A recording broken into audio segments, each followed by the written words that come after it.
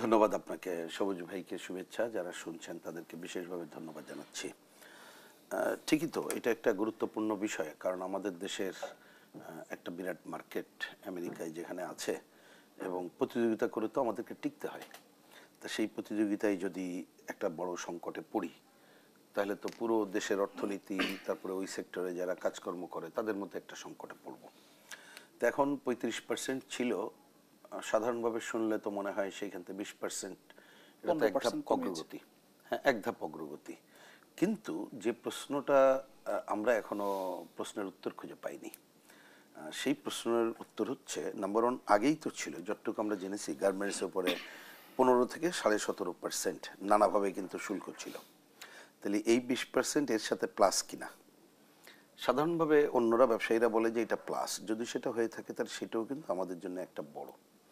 আচ্ছা, তারপরেও ধরলাম যে 35% করেছিল, 15%, সেটা তো কম। আমি তো বললাম যে হ্যাঁ, এটা এক ধাপ হয়তো অগ্রগতি। কিন্তু বড় সবচেয়ে দেখার বিষয় হচ্ছে আমরা কিসের বিনিময়ে এটা করলাম।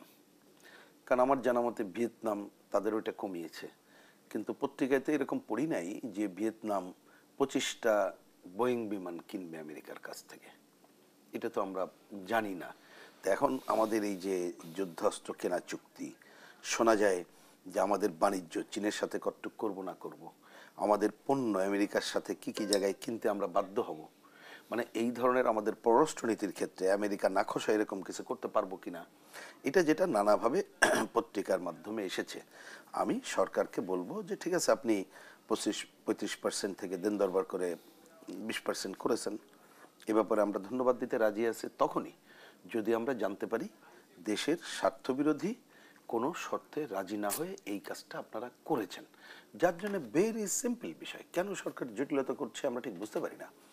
আমরা এই যে ধরেন দীর্ঘ আন্দোলন করলাম, আমি শুধু এই সময় না, সবুজ ভাইরা আরও সাক্ষী, সাংবাদিকদের চোখের সামনে দেখেছে, বরাবরই একটা বক্তব্য সব আমলে ছিল এবং গ্রহণযোগ্য বক্তব্য, যে বিদেশের সাথে যত চুক্তি হয়েছে সেটাকে ওপেন করতে হবে, গোপন কোনো চুক্তি চলবে না, অসম কোনো চুক্তি চলবে না, দেশের জনগণের ক্ষতি এরকম কোনো চুক্তি চলবে না।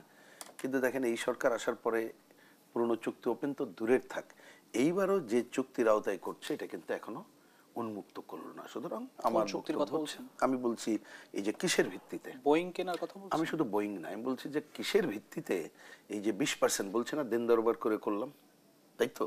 তা দিন দরবার করার ব্যাপারে সাংবাদিক ভাইরা যেটা খুঁজে বের করেছে সাধারণভাবে, যে তাদের সাথে আমাদের একটা বাণিজ্য চুক্তি হচ্ছে যেটা গোপন। সুতরাং এই গোপন কোনো চুক্তি চলবে না, সেটা উন্মুক্ত করুক।